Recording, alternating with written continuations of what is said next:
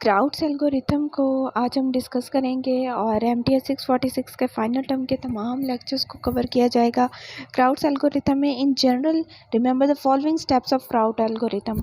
ये सारी डिटेल्स पढ़ने के बजाय मैं आपको डायरेक्ट बताऊंगी कि क्राउड एल्गोरिथम्स को आपने प्रूव करना है ना, तो इसके आपके 3 स्टेप्स हैं। स्टेप 1 है आपका L1 इक्वल टू A1 और Li equal to AI minus CI minus 1 over Li-1 Bi। अब यहाँ पे i जो है वो आपका 1 2 3 के अकॉर्डिंग है। उसके बाद इसका सेकंड स्टेप है, स्टेप 2 में y1 d1 ओवर L1 है, yi 1 over Li di minus bi yi minus 1 और वही इसी तरह, और इसी तरह थर्ड स्टेप भी इसी तरह ही है। नेक्स्ट है हमारा find the numerical solution of following heat equations. Heat equations हम मिड टर्म में पढ़ चुके हैं। पार्शियल u और partial t equal to alpha square partial square u और पार्शियल x स्क्वायर।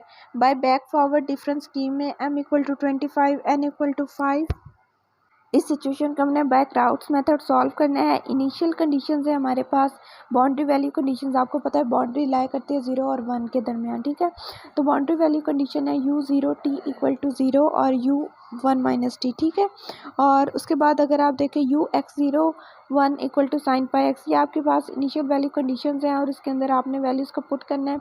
हम पीछे पढ़ चुके हैं कि एच आपने कैसे फाइंड आउट करना है, b minus A over N करके आपने एच फाइंड आउट करना है कि आपने capital T minus T not over M.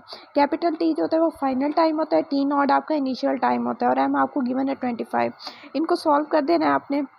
उसके बाद आपको पता चल जाएगा कि आपने स्टेप्स किस तरह लें। एज जो होता है ना वो बेसिकली आपको स्टेप्स का बता रहा होता है। ये एज आपको बेसिकली स्टेप्स बताते हैं कि आपने हर एक पॉइंट के दरमियान कितना डिफरेंस रखना है। तो 0.2 आपने डिफरेंस रखना है। 0 से लेकर 1 तक आपने 0.2 के स्टेप्स के थ्रू 0 से लेकर 1 तक आपने अप्रोच करनी है।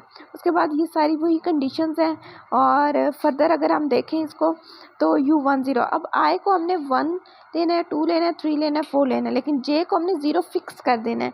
जब j को हम 0 फिक्स कर देंगे तो आपका x1 और x0 x1 x2 x3 x4 इस तरह करके आपने ये सारी टर्म्स को साइन पाए x के अंदर पुट कर देना है और उसके बाद इसकी वैल्यूज़ को निकाल लेना है, ये सारी वैल्यूज़ को। उसके बाद पार्शियल u और partial t equal to alpha square partial square u over partial x square. अब यहाँ पे इस पे आपने ये वैल्यूज़ आपको गिवन है omega I J minus omega I J minus 1 over के। अच्छा, डोंट फॉरगेट कि ये बैकवर्ड है, मतलब आपने पीछे जाना है, मतलब आई जे से पीछे जाना है कि जे माइनस 1 पीछे की तरफ जा रहे हैं। बैकवर्ड में हम हमेशा बैकवर्ड पीछे की तरफ जाते हैं। अल्फा स्क्वायर ओवर ए स्क्वायर और उसके बाद यहाँ पे वही वैल्यूज़ को पुट कर देना है। पीछे की तरफ जा रहे हैं ना, तो it means I minus 1 J minus 2 omega I J plus 2 plus omega I plus 1 और जे। अच्छा, आई माइनस 1 आई और आई प्लस 1 ये सेम रहेंगे। यहाँ पे जे का पता चलेगा, अगर आप बैकवर्ड में है तो जे होगा, अगर आप फॉरवर्ड में है तो जे प्लस 1 होगा, ठीक है। इसको हमने अज्यूम कर लेना कि ये साई के इक्वल है। उसके अलावा इस वैल्यूज़ को पुट कर देना और यहाँ पे हमने वैल्यूज़ निकाल ली। ये आपके पास एक इक्वेशन निकल आई है, ये omega I J minus 1 is equal to, ये आपके पास एक इक्वेशन हमने फाइंड आउट कर ली है। ये हमने एक इक्वेशन को फाइंड आउट कर लिया है। अच्छा, उसके बाद हमने क्या करना है, जे को 1 फिक्स कर देना है। जैसे हमने जे को 0 पीछे फिक्स किया, इसी तरह जे को 1 फिक्स कर देना और वैल्यूज़ को निकाल लेना है। और इसे हमने फिर मैट्रिक्स में राइट कर लेना है। मैट्रिक्स में ओमेगा इक्वल टू बी करके ये यहाँ पे हमने मैट्रिक्स में इसे राइट कर लिया। सबसे पहले हमने लैम्डा निकाल लेना है, अल्फ़ा निकाल लेना है। तो उसके निकालने का सबसे आसान तरीका यही है, साइन निकाल लेना है। उसका सबसे आसान तरीका यही है कि आप यहाँ पे वैल्यूज़ को पुट कर देंगे, एच की वैल्यू पुट कर देंगे, के की वैल्यू पुट कर देंगे और अल्फ़ा को आप 1 कंसीडर कर लेंगे तो आपके पास आई की वैल्यूज़ आएंगी। उसके बाद उसको हमने इसके अंदर पुट कर देना है। उसको हमने इन तमाम वैल्यूज़ के अंदर इस मैट्रिक्स के अंदर पुट कर देना है और हमने इसे सॉल्व कर लेना है, जो हमारे पास निकल आएगा। अब आपने एक मैट्रिक्स फाइंड आउट कर लिया, आपने ये D1 D2 D3 D4 भी निकाल ली। अब आपके पास, अब now you are ready to apply the crowds method. Okay, J को हमने फिक्स कर दिया और आई को हम रोटेट करते रहेंगे, इस तमाम इक्वेशंस के अंदर पुट करते जाएंगे और हमारे पास कुछ इस तरह का मैट्रिक्स बन जाएगा। अब इस मैट्रिक्स में हमने स्टेप्स को फॉलो करना है 0.2 और के 0.04, ठीक है। Consider alpha equal to 1 values put कर दी और फिर हमने इसे इवेलुएट कर दिया। ये सारे हमारे पास डी आ गए। ओके, नाउ अब है हमारा क्राउड्स मेथड। अब हमारे पास टाइम आ गया, हम क्राउड्स मेथड को अप्लाई करेंगे। क्राउड्स मेथड को अप्लाई करने का यही तरीका है कि आप इसे इस तरह फाइंड आउट करते जाएंगे। A1 क्या है, A2 क्या है, B1 क्या है, B2 क्या है, ये सारी जो टर्म्स हैं ना इन्हें हम अप्लाई करते जाएंगे। ओके, अब ये सारे हमने L1, Li, L2 ये सारे हमने फाइंड आउट कर लिया। फिर स्टेप 2 में Y आ जाता है, Y को फाइंड आउट कर लिया। उसके बाद फिर हमने फर्दर जो है वो तमाम वैल्यूज़ को पुट कर देना है, Y3, C3, L3, ओमेगा 4 ये सारी वैल्यूज़ को पुट कर देना है। फिर अगेन मैट्रिक्स आ जाएगा, उस मैट्रिक्स से हमने वैल्यूज़ को फाइंड आउट कर देना है। ओके, नेक्स्ट है हमारे स्टेप 3 भी इसी तरह हमने फाइंड आउट करना है। नेक्स्ट हमारा डू लिटल्स मेथड असाइनमेंट, ठीक है। इसमें हमारे पास क्या आगे एक फुल हमारे पास मैट्रिक्स होगा, उस पर L stands for L stand for lower triangular matrix try diagonal matrix, और यू है जी अपर ट्राई डायगनल मैट्रिक्स। मतलब ये कि जो डायगनल है ना उससे लोअर में लोअर वैल्यूज, लोअर साइड पे वैल्यूज़ होंगी और अपर में अपर साइड पे वैल्यूज़ होंगी। ये कुछ फार्मूलाज हैं, इन्हें लर्न करना है, उसके अंदर वैल्यूज़ को पुट करना है, आई को रोटेट करना है, बिल्कुल सेम वही मेथड है। उसके बाद है क्रैंक निकल्सन मेथड, इसका ये फार्मूला है क्रैंक निकल्सन मेथड का। इसमें सबसे मेन बात ये है ना कि जब आपने फर्स्ट वाली वैल्यू लेनी है ना, u i minus one, u i सब में यही आएगा, ठीक है, i+1, ठीक है। लेकिन जो j है ना फर्स्ट वाले में सिंपल j आएगा, सेकंड वाले में j+1 आएगा, फिर j+1/2 इस तरह करके। अगेन आपके पास एक न्यूमेरिकल सॉल्यूशन फाइंड आउट करना है हीट इक्वेशंस का, और वही sin πx लेना है, वही बाउंड्री वैल्यू है, वही सारा कुछ फर्दर लेते जाना है। सेम वही रोटेट करना है। h don't forget b minus a/n, ये आपका h होगा, और k आपका था capital T minus T0/m। Same वही सारा कुछ है, कोई डिफरेंट नहीं है इसमें। ये यहाँ पे अब आप देख लें, लोअर है तो डायगनल की लोअर वाली साइड पे टर्म्स हैं, ये देखें, और अपर होगा तो अपर वाली साइड पे टर्म्स होंगे। वही सारी वैल्यूज़ को पुट करते जाना है, डायगनल मैट्रिक्स ये सारा कुछ। रिव्यू क्रैंक निकल्सन मेथड वही सारा है इसमें। D1 D2 कैसे निकालना है ये आप यहाँ से भी देख सकते हैं अगर आपको पीछे से समझ ना आए तो। अगेन सेम मेथड है, कोई डिफरेंट नहीं है इसमें, सेम एग्जांपल्स हैं वही सारी। और ये 0 से लेकर 1 तक में अब यहाँ पे स्टेप्स स्मॉल आए होंगे, क्योंकि यहाँ पे स्टेप्स जो है ना वो 0.1 का है, हर एक में हमने 0.1, तो आपके पास 10 एंट्रीज बनेंगी, 10 स्टेप्स बनेंगे, आपने 10 फाइंड आउट करना है 10 टाइम्स। ओके, ये फर्दर इसी तरह आप देखते जाएंगे, मैट्रिक्स वही values L1 L2 mega y, ये सारा कुछ सेम वही है, कोई इसमें डिफरेंट नहीं है। वही डीज की वैल्यूज़ को फाइंड आउट किया है, फिर उसमें क्राउड्स मेथड जो है उसकी जो टर्म्स हैं ये वाली, इसके अंदर उन वैल्यूज़ को पुट कर देना है, उसमें और कोई डिफरेंट चीज़ें। अब यहाँ पे UX 0.08, ठीक है, उन्होंने आपको खुद ही दे दिया है 0.08 तक के है आपका, ठीक है, 0.08 तक के है, मतलब 0.04 तक है ना, जाना आपने 0.08 तक है, ठीक है। वो सारा कुछ सेम, इसमें कुछ डिफरेंट नहीं है। ये कुछ आपको सिस्टम्स दिए गए हैं, कुछ वैल्यूज़ दी गई हैं, यहाँ से आपने फाइंड आउट करना है। ये यहाँ पे जो है ना वो उससे उस तरह भी किया जा सकता है, आप टर्म्स को अरेंज करके भी कर सकते हैं, मल्टीप्लाई या डिवाइड करके भी कर सकते हैं। अब हम कुछ एक्सप्लिसिट मेथड्स को देखेंगे। सबसे पहले इमीडिएट मेथड है, इसमें क्या होता है, डिफ्यूजन्स का होता है, और इसका सबसे मेन जो है ना ये nth तक होता है। जैसे कि i जो है ना i से लेकर n तक होता है, मतलब i जैसे सपोज 1 2 3 से स्टार्ट है तो ये n पावर तक जाएगा, और इसमें फॉरवर्ड डिफरेंस में क्या होगा तो n+1 से n तक होगा, बैकवर्ड में क्या होगा n से n-1 तक होगा। सेम बाकी वैसे ही है। नेक्स्ट है आपका डेफोर्ट फ्रैंकल मेथड। ये 1953 में इंट्रोड्यूस किया गया था और इसमें ही x can replace both above time and space derivative by CDT approximation. ठीक है, एक्सप्लिसिट का यही होता है कि ऐसी चीज़ जो कि एग्जैक्ट और इसमें सपोजिशन जो है वो या इमेजिनेशंस जो है वो कम होती है, वेगनेस कम होती है, ये क्लियर मेथड्स होते हैं। उसके अलावा नेक्स्ट ये डेफोर्ट मेथड ऐसे वही है। This is the 3 time level finite differential approximation. 3 time level, ठीक है, मतलब ये 3 टाइम्स लेवल तक होती है। उसके बाद है जैकोबीज आइट्रेटिव मेथड। ये हमने बहुत दफ़ा पढ़ा हुआ है, आई डोंट थिंक सो कि इसे रिकॉल करने की नीड है। Jacobi's iterative method hope so आपको अभी तक समझ आ रही होगी इजीली और आपके लिए हेल्पफुल भी ये होगी। Please subscribe and like the video. ये जैकोबीज आइट्रेटिव मेथड्स, ये आइट्रेशंस हैं, वो आइट्रेशंस करते जाना है और आपको वैल्यूज़ फाइंड आउट कर लेंगे।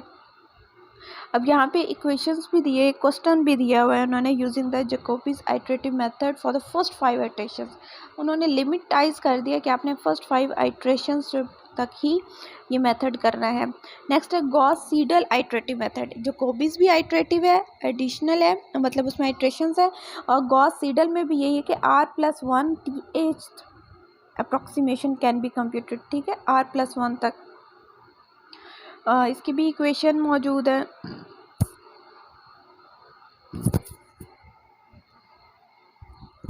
जैकोबीज iterative method for the heat diffusion method. अब हीट डिफ्यूजन इक्वेशन हमें पता है, पाशा यू और पाशा टी इक्वल टू पाशा स्क्वायर यू और पाशा एक्स स्क्वायर, और उसका भी वैसा ही मेथड है, नॉट डिफरेंट वन। ये हम बहुत दफ़ा कर चुके हैं, कोई डिफरेंट चीज़ नहीं है ये हमारे लिए।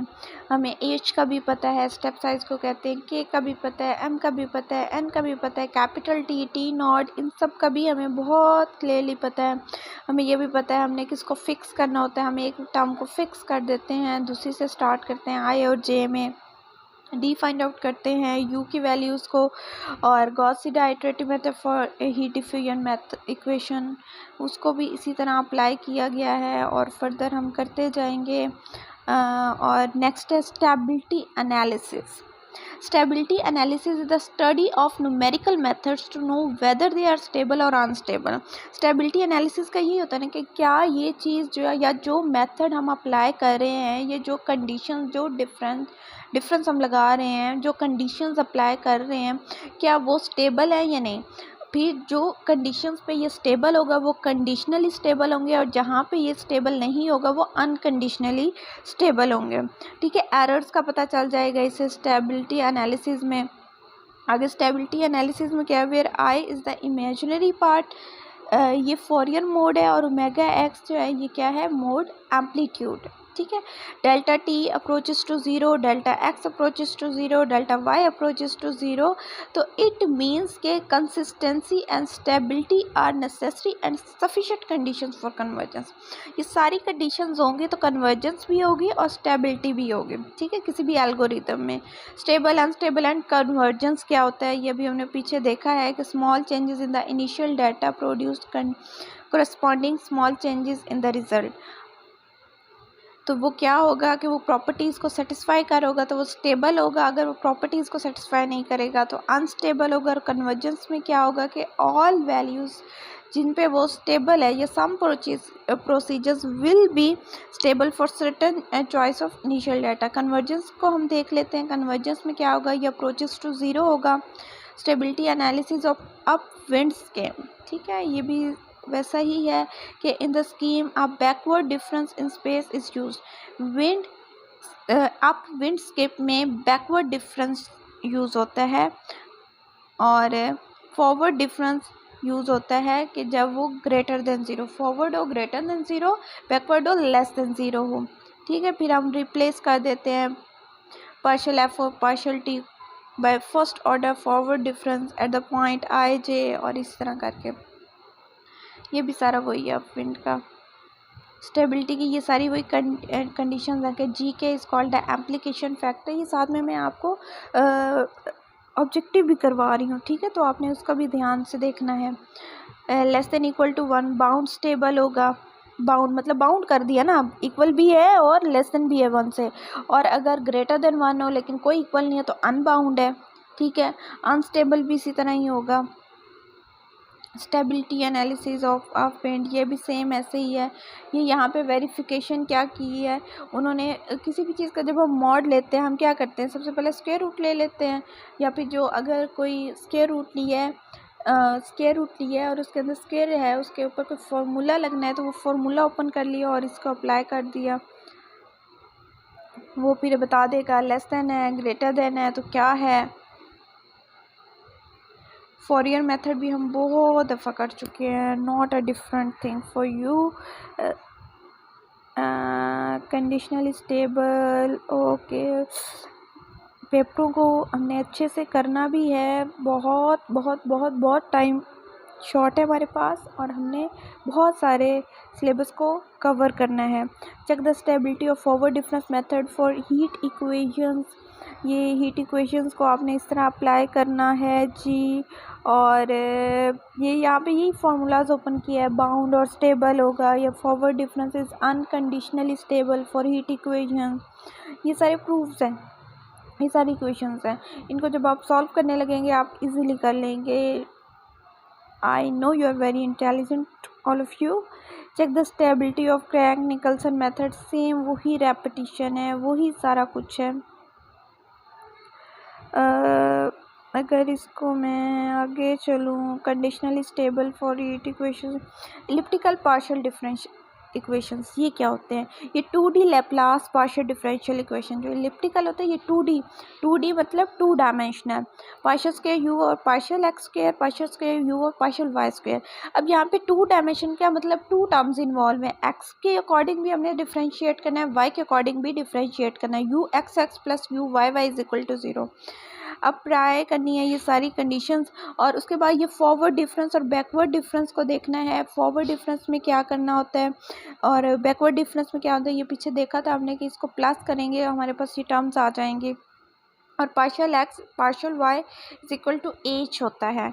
और ये यहाँ पे इलिप्टिकल ये सारा वही, इनको प्लस कर दिया इन दोनों, X X plus Y Y, मतलब यू को हमने 2 टाइम डिफ्रेंशिएट करना है with respect to X, U Y Y का मतलब है हमने इसे 2 टाइम्स डिफ्रेंशिएट करना है with respect to Y. This equation is called the standard 5 point formula, standard 5 point formula है इसको ये के। उसके बाद पार्शियल डिफरेंशियल इक्वेशंस को हमने इस तरह अप्लाई कर दिया। Elliptical partial differential, if we rotate it an angle of 45 degree then it straight 5 point formula becomes standard diagonal 5 point formula, और या फिर स्ट्रेट या फिर स्टैंडर्ड रोटेटेड 5 पॉइंट फार्मूला बनेगा। वो कब बनेगा, जब हम रोटेट करेंगे किसी भी एंगल को, किसी भी टर्म्स को, या फिर एंगल्स पे 45 डिग्री का एंगल होगा, ठीक है। Keep it in your mind, it's very important for objective point of view. Okay उसके बाद ये स्टैंडर्ड 5 पॉइंट फार्मूला है, I+1 J+1, और फिर ये इस तरह करके ना ये 5 पॉइंट फार्मूला है। इलिप्टिकल पार्शियल डिफरेंशियल इक्वेशंस है, आपके पास पॉइसन इक्वेशन है इन 2 डायमेंशन। पॉइसन इक्वेशन क्या थी कि आप सेम किसी भी टर्म को 2 दफ़ा डिफरेंशिएट करेंगे but with respect to the same value, ठीक है, जैसे एक्स एक्स वाई वाई। फिर हमने ये कंडीशंस अप्लाई कर देनी है, और उसके बाद ये इसका ये पॉइंट्स हैं, enjoying 5 पॉइंट फार्मूला भी यूनिफॉर्म ग्रेड, वही सारा कुछ है। एज कंसीडर कर लिया, बी कंसीडर कर लिया, और फाइंड आउट भी करना पड़ा तो वो भी किया जा सकता है। अब ये straight diagonal 5 point formula to compute U22 की फॉर्म में ये इस तरह कंप्यूट होगा। 22 की फॉर्म में है ना तो 1/4 U00 44 00 डबल डबल है ना 00 44 0440, इस तरह करके आपने इसे कंप्यूट कर लेना है। ये इस तरह 5 पॉइंट और ये सेम ऐसे ही है। इंटीरियर ग्रिड पॉइंट, ठीक है, we have calculated the values all at all the interior grid point. ये इंटीरियर ग्रिड पॉइंट पे हम तमाम वैल्यूज़ को फाइंड आउट करते हैं। To get better approximation one में यूज़ द आइट्रेटिव मेथड्स, तो हमें आइट्रेटिव मेथड्स को यूज़ करना चाहिए, जैसे हमने जैकोबी मेथड किया, गॉस सीडल मेथड किया, और ये सारे जो हैं वो ये 2 डायमेंशनल हमने एक इलिप्टिकल पार्शियल डिफरेंशियल इक्वेशन ली है।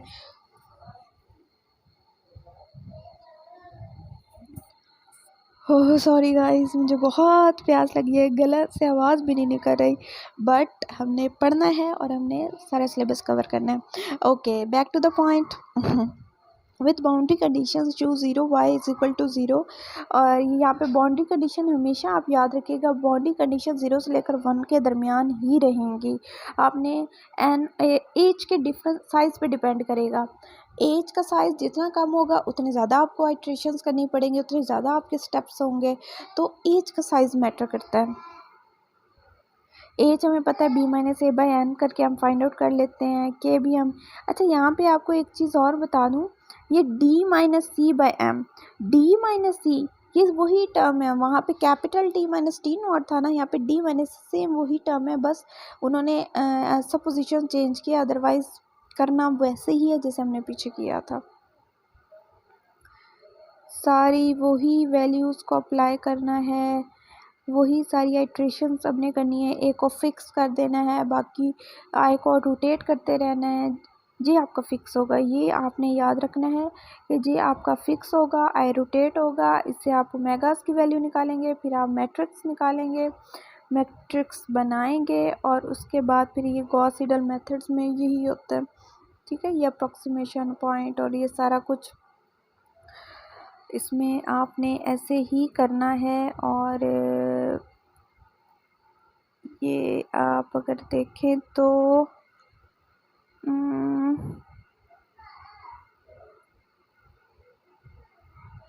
ये सारा सेम है, इससे बार बार रिपीट करने से हमारा टाइम ही वेस्ट हो रहा है।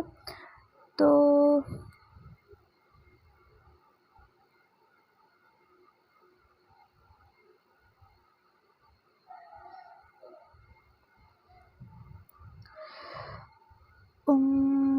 हाँ, अब यहाँ पे देखिए, यहाँ पे आपको एक चीज़ और, कि ये आपको नज़र आ रहा है, ये ऊपर 5, ये ऊपर 6।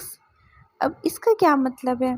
इसका ये मतलब है कि जैसे ओमेगा 1 2 3 आई अगर है आपका पास, तो वही है, आई और जे वाली बात है।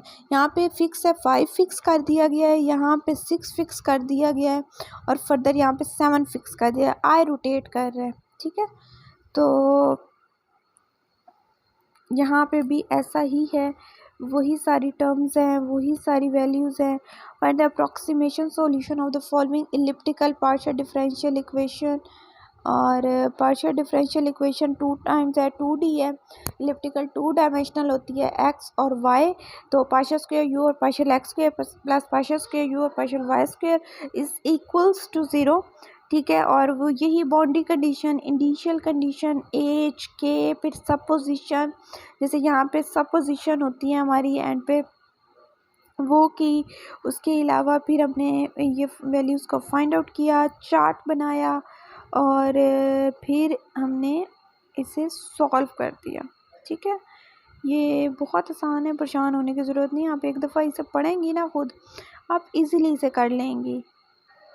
ओके, हमारी इस एग्जांपल में है solve the following Poisson's equations. आपने इस तरह पॉइजन्स इक्वेशन है, उसके अंदर बाउंड्री कंडीशंस अप्लाई करनी है, जैसे u01 मतलब x को पहले 0 कर दिया, फिर इसके अंदर ये वैल्यूज़ को पुट किया, और उसके बाद फिर यहाँ पे y को 0 करके और फिर y1 करके ये वैल्यूज़ को हमने पुट किया, फिर n4 है, m2 है, उसके बाद के एज फाइंड आउट किया, वैल्यूज़ को पुट किया हीट इक्वेशंस वाली में। दोनों के डेरिवेटिव्स लिए, वैल्यूज़ को पुट किया। यहाँ पे देखें जे को 1 कंसीडर किया, फिर हमने जे को 2 कंसीडर करना है, और ये first iteration, second iteration, third iteration, और फिर यहाँ पे इनको वेरीफाई किया।